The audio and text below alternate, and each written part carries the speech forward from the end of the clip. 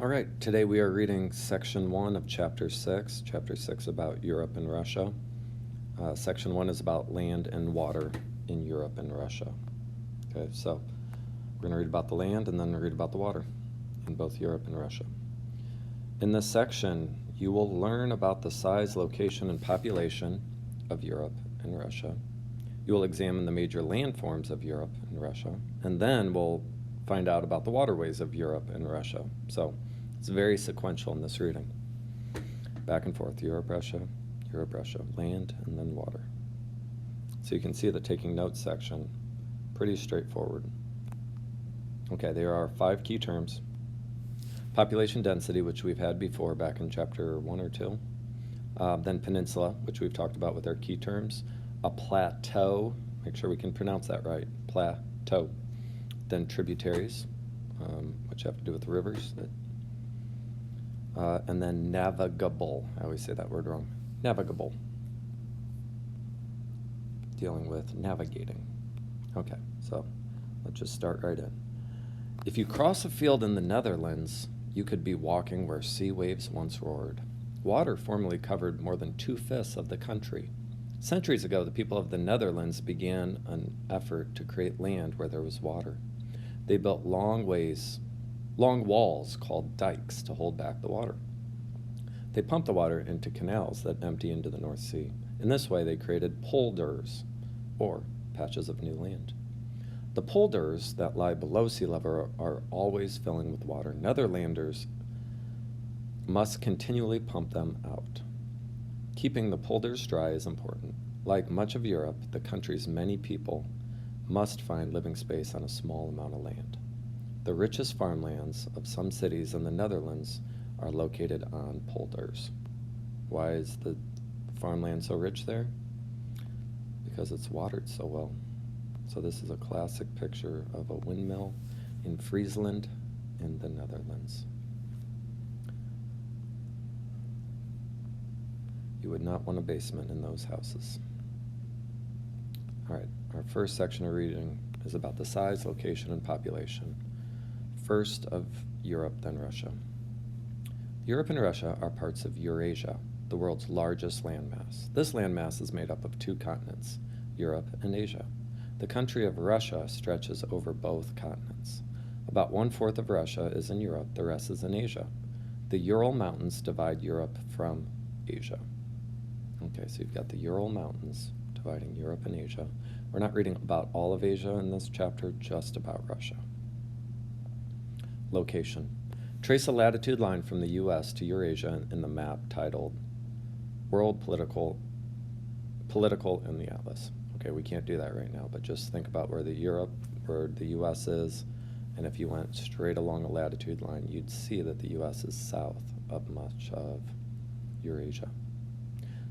Next sentence. You will see that much of Europe and nearly all of Russia are farther north than is the U.S. Berlin, the German capital, lies at about the same latitude as the southern tip of Canada's Hudson Bay.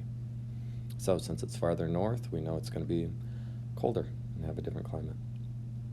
A small continent with many people, meaning Europe. Europe is a small continent. Only Australia is smaller. While Europe lacks size, it has 44 different countries. Many are the size of an average state in the U.S. Russia, though, is the largest country in the world. It is almost twice the size of the U.S. So when I think of Europe, and a lot of times I think about if each state of the U.S. was a different country, although the cultures are much different in each country in Europe than the states are in the U.S. It's kind of a good little analogy. Most of the countries of Europe have a much higher population density than other countries in the world. Population density is the average number of people living in a square mile or a square kilometer. We'll talk mainly miles. The Netherlands has more than 1,236 people per square mile. By comparison, the world average is about 106 people per square mile. Russia, on the other hand, has a much lower population density, only about 22 people per square mile. Okay, reading check. What is the largest land mass in the world? You got it, Eurasia. Over here we have the Ural Mountains at the bottom. dividing line between Europe and Asia. Right there. Now when we think about European mountains, we think about these mountains. These mountains are the European mountains we think of, and that would be the Alps, and that specifically is Switzerland. Okay, so here's a good map of Europe, and you can see the Ural Mountains on the east side, and you can see the Alpine mountain system right above the boot being Italy, right through there. And you can it shows you the elevation where the Netherlands would be much lower, actually below sea level for much of it, like we just read. Okay, major landforms. Study the shape of Europe on the map below.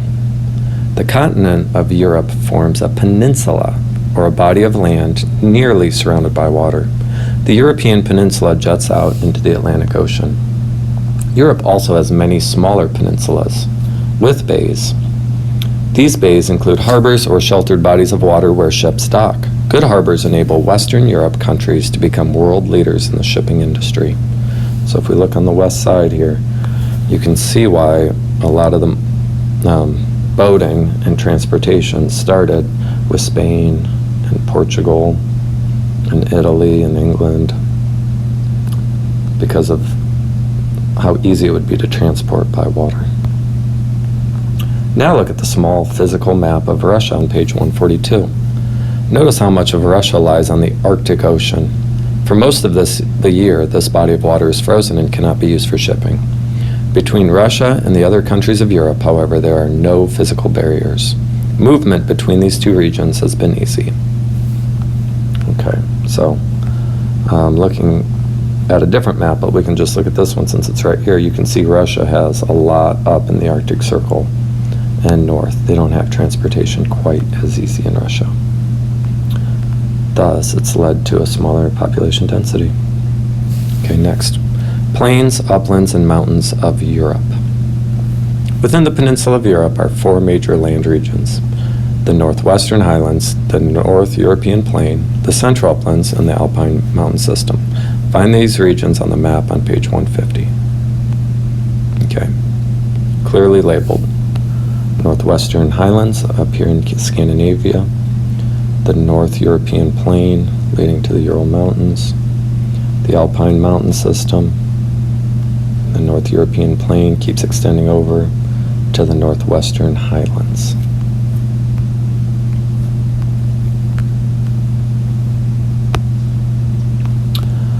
Let's read about each. The Northwestern Highlands stretch across far north of Europe. It is a region of old mountains that have been worn down by wind and weather. Because they have steep slopes and thin soil, they are not good for farming, and few people live there.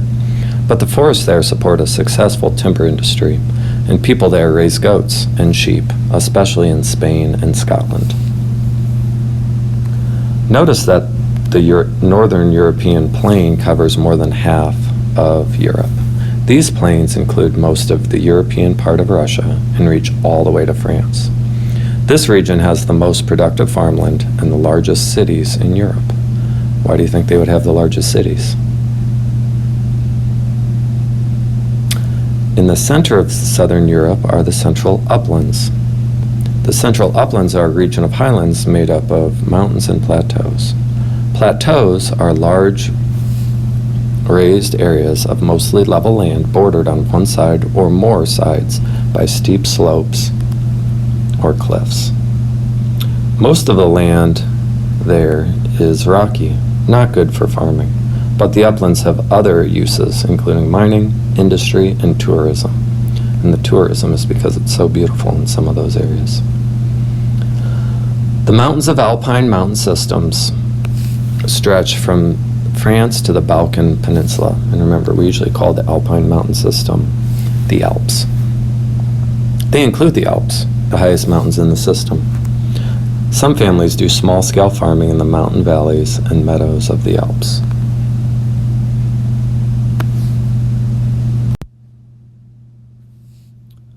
Okay, now let's read about Russia. plains, uplands, and mountains of Russia. And up here you can see what it's like in Siberia.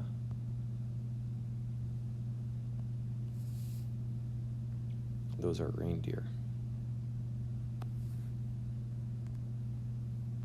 Plains, uplands, and mountains of Russia. Europe and Western Russia share the North European plain. Russia's largest cities, Moscow and St. Petersburg, are in this region. Most of Russia's industries are there too. More people live in this region than in any other part of Russia. Where the plains end, the uplands begin. On the eastern border of the North European plain, you will find the Ural Mountains. To the east of the Urals is the Asian part of Russia, also a region known as Siberia. This region makes up about 75% of Russian territory, but the climate is so harsh that only 20% of Russian people live there. Not many people. If you continue east into Siberia from the Ural Mountains, you will cross the largest plain in the world, the Western Siberian Plain. This low, marshy plain covers more than 1 million square miles.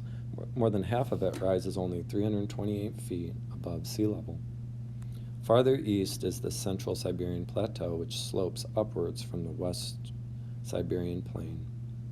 If you travel still farther east, you will find the East Siberian uplands, which include more than 20 active volcanoes among the rugged mountains and plateaus. So the question, where are most of Russia's industries located? And the answer to that is near Europe and along ports, west of the Urals, in areas like Moscow and St. Petersburg. Next page. Now we're into water. The waterways of Europe and Russia. Rivers and lakes provide the people who live in Europe and Russia with water and transportation, the major rivers. High in the Alps in Switzerland, melting glaciers create two streams that combine to form the Rhine River. Winding through forests and plains, the Rhine makes a journey of 865 miles from Switzerland to the Netherlands and the North Sea. The Rhine River is connected to the farthest reaches of Western Europe by canals and tributaries. A tributary is a river or stream that flows into a larger river. Another major waterway is the Danube River. The Danube is Europe's second longest river. It begins in the Black Forest region of Western Germany. I've been there. It's gorgeous. It travels 1,770 miles to the Black Sea of southeastern Europe. Along the way, the Danube passes through 9 countries. The longest river of Europe is Russia's Volga River.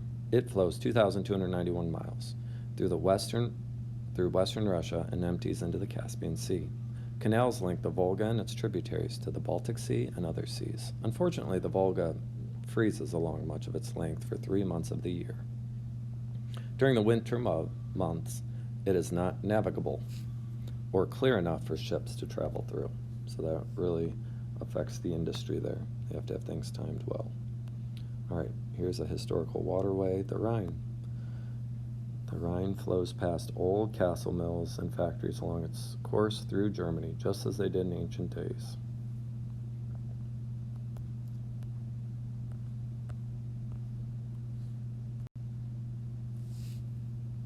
All right, last page of this section. We just read about rivers, now let's read about the lakes. Though Europe is crisscrossed by rivers, it contains few lakes compared to other regions. Russia, in contrast, has a huge number of lakes, both large and small. The world's largest freshwater lake is found in Russia, called Lake Baikal. It is located in southern Russia. Lake Baikal is nearly 400 miles long and has an average width of 30 miles. It is also the world's deepest lake, with some parts reaching 5,315 feet. Lake Baikal contains about 1/5 of the Earth's fresh water and is home to hundreds of animals and plant species. In fact, the Russian word Baikal means rich lake. Okay, here's a seasonal harbor. Ships wait in the harbor of Nizhny Novgorod, Russia, on the Volga River. It's not navigable year-round, so about 3 months of a year. That port, that harbor, is not very helpful. All right, that's the end of section 1.